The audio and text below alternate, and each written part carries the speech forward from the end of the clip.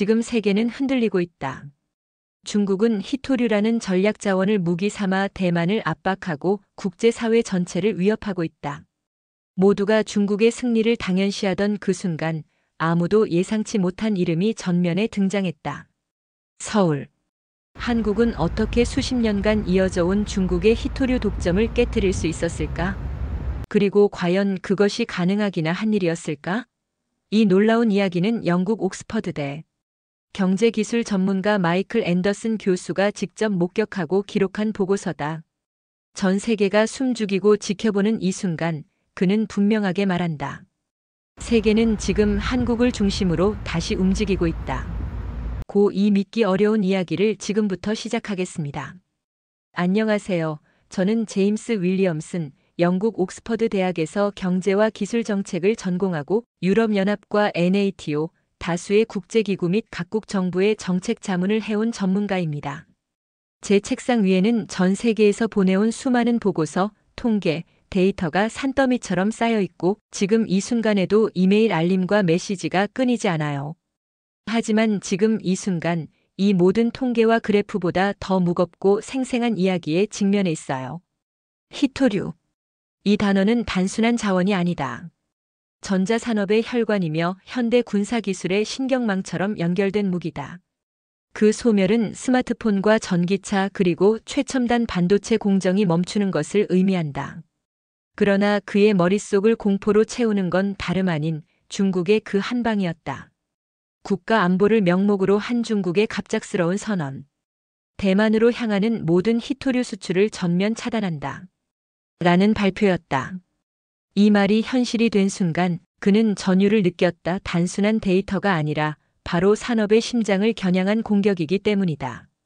비상 세션이 열렸다. 그는 그 자리에서 메모를 빠르게 펼치며 상황을 현장감 있게 기록했다. 런던의 금융가 외환시장과 자산시장이 요동친다. 히토류 가격은 급등하고 반도체 관련 주식은 불안정하게 흔들린다. 투자자들은 달러와 금으로 대피했다. 미국, 일본, 유럽의 정책 당국자들은 긴급 외교 채널을 모두 가동했지만 베이징은 꿈쩍도 하지 않는다. 중국 관영 매체들은 조롱 섞인 논조로 선전한다. 중국 없이는 대만 반도체는 모래일 뿐. 그의 심장은 단단히 조여온다.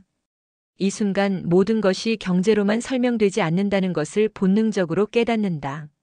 대만은 얼마나 버틸 수 있는가? 전 세계 공급망은 어디까지 흔들릴 것인가? 그 질문이 회의실 곳곳에서 속삭여졌다. 모든 시선이 대만을 향하고 있다. 반도체 공장의 불이 꺼지고 군사 시스템의 눈과 귀가 멀어지고 있었다. 그가 떠올린 말은 어느 국방연구소의 과학자였다. 히토류가 끊기는 순간 우리의 눈과 귀가 멀어집니다. 움직여도 볼 수 없고 들리지 않습니다. 그리고 현실은 그 가벼운 말보다 더 무거웠다. 대체 불가능한 자원의 단절은 기술력마저 무의미하게 만든다. 힘 있는 나라도 튼튼한 첨단 기술도 히토류 없이는 멈춘다. 그는 이 사실을, 이 차가운 현실을 몸으로 느꼈다. 세계 각국의 대응은 침묵과 체념이었다. 일본은 2010년의 기억을 떠올리고 미국은 모든 외교 채널을 동원했지만 중국은 비웃는 듯 들었을 뿐이었다. 유럽은 긴급 성명을 준비했지만 말이 앞서고 실질적 대책은 없었다. 대만의 산업 시스템이 흔들리고 글로벌 기업들의 공급망이 연쇄적으로 영향을 받기 시작했다. 그는 실시간으로 보고서를 검토하며 이것은 단기 충격을 넘어 구조적 위기라는 분석에 머릿속이 무거워졌다. 모든 관계자가 절망하고 있을 그 순간 그는 서울에서 들려오는 목소리에 귀를 기울인다. 한국 정부가 전격적인 기자회견을 열고 있었다. 우리가 대만과 동맹국들에게 히토류 공급을 안정적으로 보장하겠습니다. 중국의 독점을 우리가 무너뜨리겠습니다. 그 말을 처음 들었을 때 그는 숨이 멎는 듯 했다. 이게 현실인가? 통계로만 보던 히토류 전략이 이렇게 날 것으로 나타날 줄은 상상도 못했다. 누가 상상이나 했겠는가? 히토류 이슈에서 한국은 언급조차 되지 않았지만 지금 서울은 준비된 모습으로 등장했다는 사실을. 기자들의 눈빛은 놀라움으로 가득했고 속보 자막은 계속 바뀌었다. 그의 질문은 즉시 튀어나왔다. 어떻게 한국이 이런 말을 할 수 있는가? 어디까지 준비했기에 가능한가? 워싱턴 외교관은 반신반의하며 말했다. 교수님, 저희도 귀를 의심했습니다. 중국 외교부의 반응은 즉각적이었지만 그 당혹감은 눈에 띄게 묻어 있었다. 철옹성과 같던 중국의 독점이 흔들리고 있다는 것을 그들도 알게 된 것이다. 한국은 빈말을 하는 것이 아닙니다. 한국산업통상자원부의 한 관계자는 회견장에서 이렇게 말했다. 차분하고 단호한 어조였다. 우리는 이미 수년 전부터 여러 나라들과 히토류 협력 체계를 구축해왔습니다. 대만과 세계는 더 이상 중국에 의존하지 않아도 됩니다. 그 말 한마디가 국제사회를 뒤흔들었다. 그의 눈앞에 펼쳐진 뉴스 속 화면에는 각국 외교관들이 서울행 비행기 티켓을 예약하고 있었고 세계의 시선이 급속도로 중국에서 한국으로 이동하고 있었다. 한국은 어떻게 이 모든 준비를 할 수 있었을까? 그는 수년 전 한국을 방문했던 경험을 떠올린다. 당시 한 정부 관계자는 이렇게 말했다. 중국이 언젠가는 히토류를 무기화할 것입니다. 우리는 그날을 대비해 10년, 아니 20년 후를 내다보고 움직이고 있습니다. 그 말이 당시에는 과장처럼 들렸지만 지금 그는 그 진심을 이해했다. 한국은 이미 10여 년 전부터 히토류 전략위원회를 설치했고 정책 기술 외교의 삼각축을 통해 체계적인 대비를 해왔다. 포스코는 호주와 캐나다의 히토류 광산에 투자했고 SK와 LG는 폐배터리와 전자제품에서 히토류를 추출하는 리사이클링 기술을 개발했다. 가장 놀라운 점은 이 모든 것이 전 세계 누구도 눈치채지 못한 채 조용히 진행됐다는 것이다. 한국은 남아프리카 공화국, 몽골, 베트남과 비밀 협정을 맺고 채굴권을 확보했으며 심지어 일부 아프리카 국가들과는 군사기술 협력까지 맞바꾸며 자원 확보에 나섰다. 그는 그 움직임 하나하나가 마치 보이지 않는 바둑수처럼 얽혀 있었다는 걸 실감했다. 중국은 이 모든 수를 보지 못했고 세계도 눈치채지 못했다. 그러나 지금 그 조용한 준비가 전면에 등장했다. 우리는 단순히 원료만 확보한 것이 아닙니다. 서울 외곽의 한 연구단지에서 만난 연구원은 그에게 유리병 하나를 보여줬다. 그 안에는 음영을 띤 하얀 가루 99.999%의 고순도 히토류였다. 이 순도는 중국도 아직 만들지 못합니다. 우리는 단지 따라간 것이 아니라 완전히 다른 기술로 기준을 다시 만들었습니다.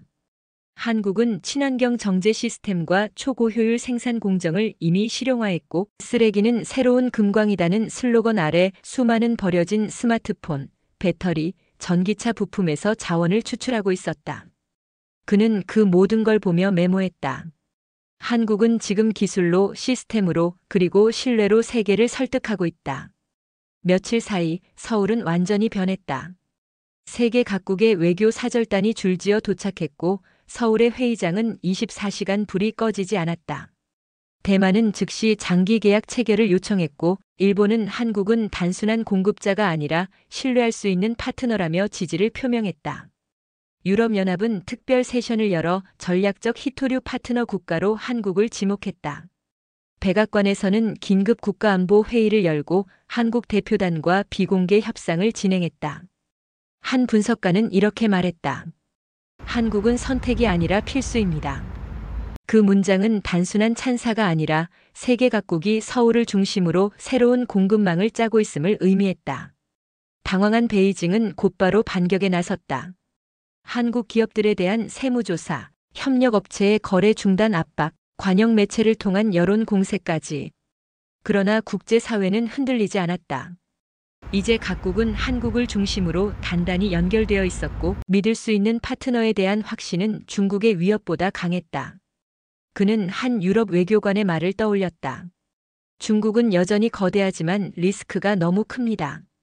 한국은 작지만 믿을 수 있습니다. 우리는 이제 믿음을 따라갑니다. 그리고 그가 들은 결정적 장면. 한 전직 중국 고위 관료와의 비공식 만남에서 나온 한마디. 우리는 스스로 무기를 들었고 그 무기 때문에 고립되었습니다. 이제 열쇠는 베이징이 아니라 서울에 있습니다. 그 말은 분노가 아닌 체념으로 가득 차 있었다. 그는 그 순간 깨달았다. 세계는 지금 새로운 질서로 옮겨가고 있다고. 그는 자신의 노트를 마지막으로 넘기며 이렇게 적었다. 한국은 단순한 자원국이 아니다. 그들은 세계를 준비했고 누구보다 조용히, 누구보다 철저하게 준비했다. 중국이 무기를 꺼냈을 때 한국은 해답을 꺼냈다. 그 차이가 역사를 바꿨다. 그리고 지금 세계는 서울을 중심으로 다시 움직이고 있다. 중국의 히토류 봉쇄 선언 이후 대만의 공장들은 잇따른 가동 중단 위기에 직면하게 됩니다. 세계 반도체의 심장부인 이 섬에서 공급망이 끊기자 국제 기업들은 즉각 대응에 나섰습니다. 애플, 엔비디아, 인텔과 같은 글로벌 기업들은 대만 TSMC의 생산 차질에 노출되어 생산 로드맵 자체가 흔들리는 상황이 되었습니다. 각국의 금융시장은 공포와 불안에 휩싸였고 분석가들은 연일 이 위기는 단기적일 뿐 아니라 구조적 위기라는 경고를 내놓았습니다. 그의 메모에는 이렇게 적혀 있었습니다. 대만이 무너지면 일본도 유럽도 미국도 안전하지 않습니다. 이는 단지 대만의 문제가 아니라 전 세계 공급망이 도미노처럼 쓰러지는 구조적 위기입니다. 이 상황은 전 세계를 하나의 거대한 디지털 심장으로 이어지는 연결망의 심장이 멈추는 순간으로 다가왔습니다. 그리고 그 공포의 정점에서 한국이라는 기대하지 않았던 구원이 등장한 겁니다. 한국이 선언만 한 것이 아니라 실질적인 공급을 시작했다는 사실이 드러날 때 세계는 놀라움 이상의 감탄으로 반응했습니다. 호주와 캐나다, 남아프리카 공화국 등지에서 이미 확보해둔 채굴 권역이 본격적인 생산으로 돌아가기 시작했습니다. SK, LG, 포스코 등 대기업들은 이 과정에 앞장서며 중간 공급망과 운송, 정제, 저장 체인을 실질적으로 가동했습니다. 서울의 첨단 정제 시설에서는 중국이 따라올 수 없는 초고순도 히토류가 생산되기 시작했고 이 공정은 환경 오염을 최소화하면서 에너지 효율을 극대화하는 것으로 알려졌습니다. 쓸모없던 폐전자 제품이 자원 공급원으로 탈바꿈했다는 내부 슬로건은 단순한 마케팅을 넘어 기술적 현실이 되어 있었습니다. 대만은 물론 일본, 유럽 주요국, 미국까지 다자간 협력 및 장기 계약 체결이 이뤄졌고 이는 단순한 자재 거래를 넘어 전략적 파트너십으로 확장되었습니다. 그는 직접 현장에 있었던 대만 외교관의 목소리를 기록했습니다. 한국이 보내준 히토류는 단순한 공급이 아니라 생명의 숨결이었습니다. 우리는 수개월 만에 새로운 희망을 보았습니다. 이 발언에는 절망을 넘어서는 깊은 안도감이 담겨 있었습니다. 서울은 단숨에 세계 외교의 중심지로 탈바꿈했습니다. 대만 대표단과의 실시간 화상회의는 하루에 몇 차례씩 이어졌고 일본과의 외교회의, 유럽연합과의 전략 세션, 백악관, 비공개 회담 등 글로벌 주요국과의 협상이 연일 진행되었습니다. 외교관은 이렇게 말했습니다. 이제 한국은 선택이 아니라 필수입니다. 한국을 중심으로 새로운 공급망이 짜이고 있습니다. 실제로 그는 이 순간을 스포츠 경기의 전환점처럼 느꼈다고 밝혔습니다. 한국은 단번에 공급망 재구축의 승자가 되는 순간을 만들어냈습니다. 베이징은 즉각 대응에 나섰습니다. 한국 기업에 대한 세무조사, 규제 강화, 비공식 채널을 통한 압박 기사와 여론 공세. 하지만 이때가 오히려 국제사회가 중국의 압박에 무너지지 않는 확신을 갖는 전환점이었습니다. 자원부국들 호주, 캐나다, 남아공은 한국을 지지하는 성명을 내고 주요 글로벌 기업들은 공개적으로 한국과의 계약을 확대하겠다는 움직임을 보였습니다. 그는 해외 투자자와 외교관의 표현을 인용해 메모했습니다. 중국은 여전히 시장은 크지만 이제는 너무 리스크가 큽니다. 한국은 작지만 믿을 수 있습니다. 우리는 믿음을 따라갑니다. 이 문장은 단순한 정치적 슬로건이 아니었습니다. 그것은 신뢰를 기반으로 한 공급망 재편이 진행 중임을 뜻하는 리얼한 증거였습니다. 그가 입수한 한 내부 문건은 충격적이었습니다. 히토류를 무기화하려 했으나 결과는 오히려 국제사회 결집을 촉발한 자충수였다. 한국은 예상보다 빠르게 중심국으로 떠올랐다. 그리고 한 전직 고위 관료의 고백은 더 강렬했습니다. 우리는 스스로 발목을 잡았습니다. 이제 열쇠는 더 이상 베이징이 아니라 서울에 있습니다. 그 말은 체념으로 가득 찬 반성이었고 스스로 꺼낸 무기가 자신을 고립시킨 현실 앞에서 한숨으로 변한 순간이었습니다. 그는 비로소 깨달았습니다. 이제 세계 질서가 바뀌고 있다는 것을. 그는 자신의 노트에 이렇게 적었습니다.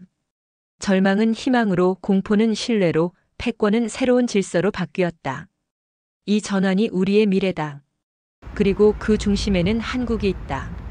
전 지구적 위기가 한국의 계획과 기술, 그리고 신뢰로 전환되어 가는 과정. 그것이 바로 글로벌 산업과 외교 무대를 뒤흔든 승리의 장이었습니다.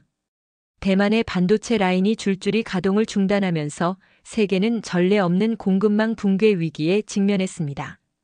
TSMC, 삼성, 인텔, 애플, 엔비디아 등 글로벌 기업들의 생산 스케줄은 완전히 흔들렸고 고객사는 물량 부족과 주문 지연으로 몸살을 앓고 있었습니다.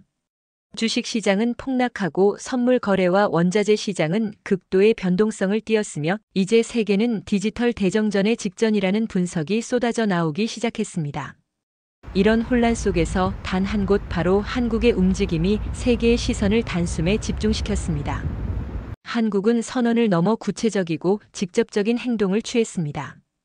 호주, 캐나다, 남아공에서 확보한 광산 자원은 이미 본격 가동에 들어갔고 SK, LG, 포스코를 중심으로 구성된 합작연합체는 정제시설을 가동해 하루 수백 톤 단위 고순도 히토류를 전 세계로 출하하기 시작했습니다.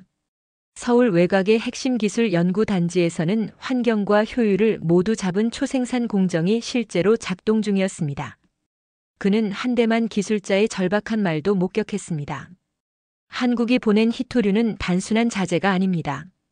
그것은 얼어붙은 시스템에 생명을 넣는 활력입니다. 우리는 숨을 다시 쉴 수 있게 되었습니다. 긴장과 불안으로 가득했던 세계 무대에서 한국은 단숨에 믿을 수 있는 공급자로 부상했습니다. 이제 서울은 더 이상 단순한 도시가 아니었습니다. 외교 사절단이 줄을 이었고 대만, 일본, 유럽, 미국 대표들은 차례로 회담장의 모습을 드러냈습니다. 대만과는 장기 계약이 체결되었고 일본은 공식적으로 한국은 단순한 공급자가 아니라 안정적 파트너라며 지지를 표명했습니다. 유럽연합은 긴급 외교 세션을 열고 한국을 전략적 히토류 공급국으로 공식 선언했습니다.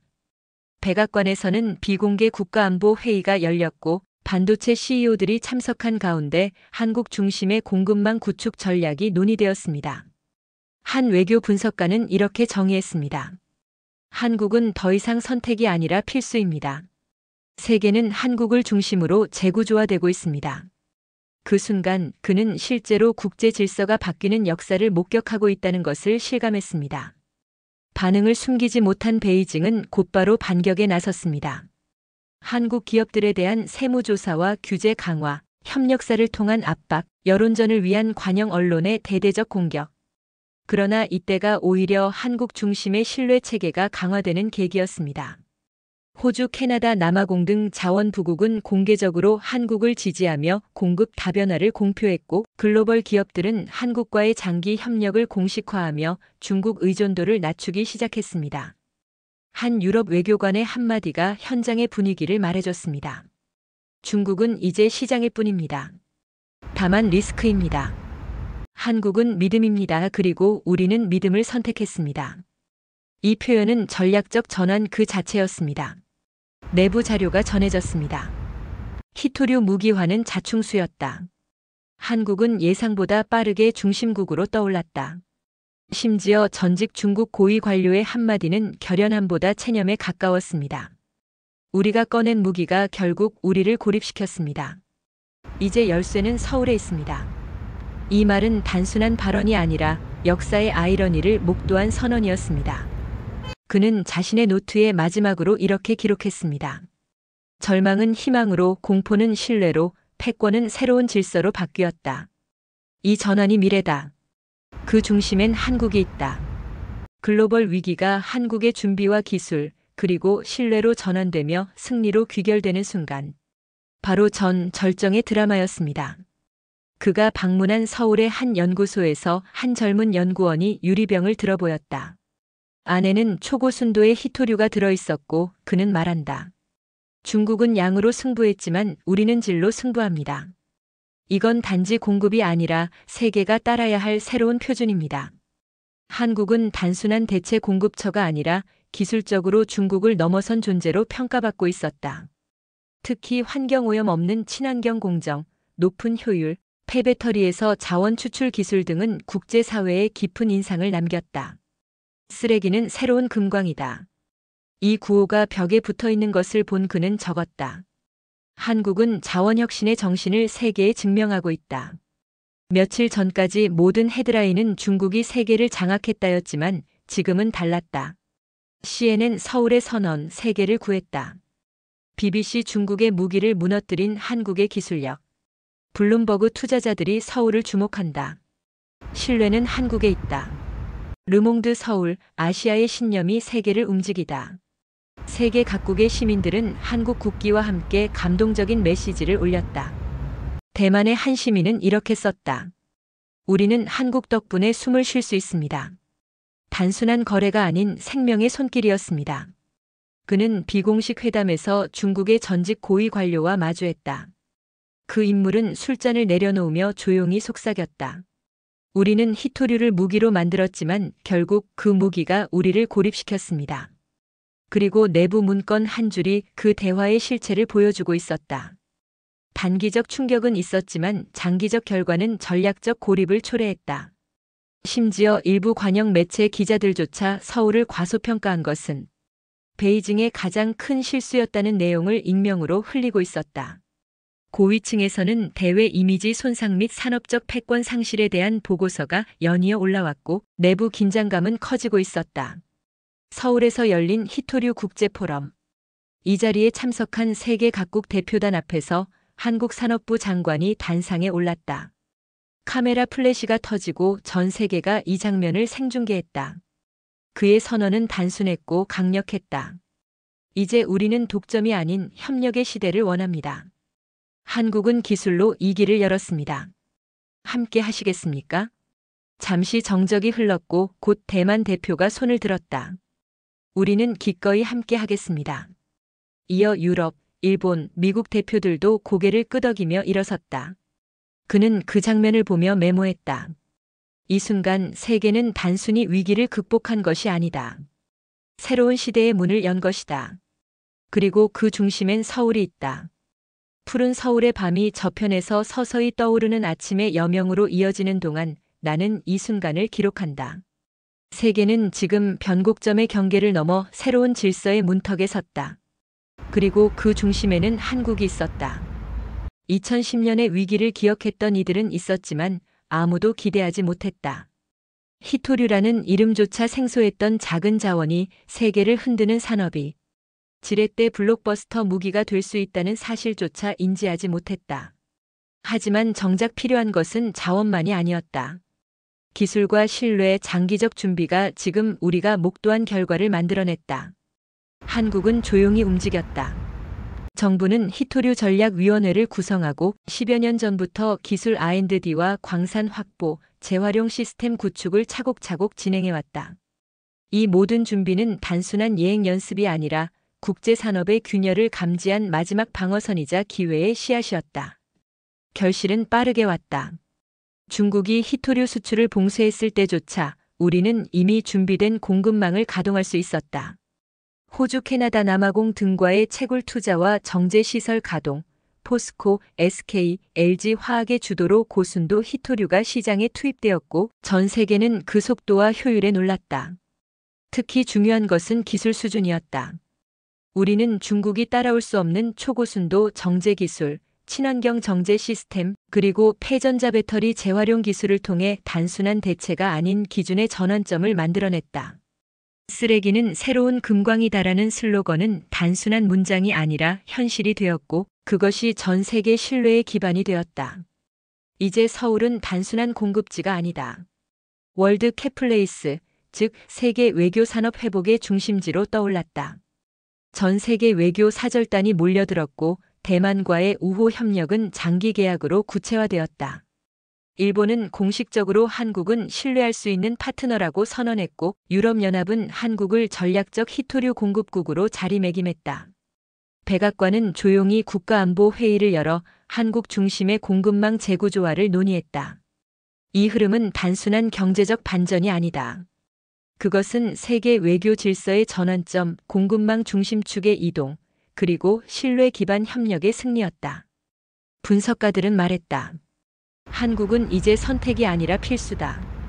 이 한마디는 역사적 전환점 앞에서 세계가 합의한 메시지였고 우리가 함께 건넨 신호였다. 베이징은 긴장했다. 세무조사, 규제 강화, 언론 공세. 그러나 그것은 오히려 국제사회가 중국의 위협에 흔들리지 않는 방증이 됐다. 자원 부국들은 한국 편에 섰고 글로벌 기업들은 계약서를 한국 중심으로 다시 쓰기 시작했다. 중국 내부에서도 자충수였다는 회의적 보고서가 돌았다. 한 전직 고위 관료는 조용히 말했다. 우리가 꺼낸 무기가 우리를 고립시켰다. 이제 열쇠는 한국이 쥐었다. 깊은 역사적 아이러니였다. 독점의 무기를 내밀었던 중국이 준비된 대안의 중심에 섰던 한국 때문에 고립되고 있다는 기괴한 역설이었다. 그러나 그것은 엄연한 현실이었다. 이제 우리는 선언한다. 절망은 희망으로, 공포는 신뢰로, 패권은 새로운 질서로 바뀌었다. 이 메시지는 단지 슬로건이 아니다. 지금 세계가 목도하고 있는 역사의 흐름이자 우리가 함께 만든 현실이다. 앞으로의 과제는 명확하다. 한국은 히토류 공급을 책임지는 국가일 뿐 아니라 기술로 기준을 세우고 신뢰로 외교 질서를 재구성하는 중심 국가로 자리매김해야 한다. 우리는 지금 그 새로운 질서의 출발선 위에 서 있다. 마지막으로 고백한다. 이 모든 기록을 남긴 것은 단순한 학자의 일기나 보고가 아니라 역사의 목격자, 전환의 증인으로서의 책무였다. 그리고 이 기록을 통해 사람들은 한국의 조용한 준비가 세계를 구한 진짜 힘이라는 걸 알 수 있기를 바란다. 세계는 한국과 함께 나아갑니다. 이 문장은 이제 단순한 희망이 아니다. 이미 시작된 현실이며 우리가 함께 그 길을 걸어야 할 방향입니다. 진짜 힘은 위기 속에서 드러납니다. 조용히 준비해온 한국의 선택이 결국 세계를 움직였습니다. 우리도 오늘 묵묵한 준비의 가치를 믿어야 합니다. 오늘 영상 끝까지 봐주셔서 감사합니다. 구독자 여러분, 오늘의 이야기는 어떠셨나요? 단 1초면 충분한 구독과 좋아요를 부탁드리며 지금까지 K감동 피플이었습니다.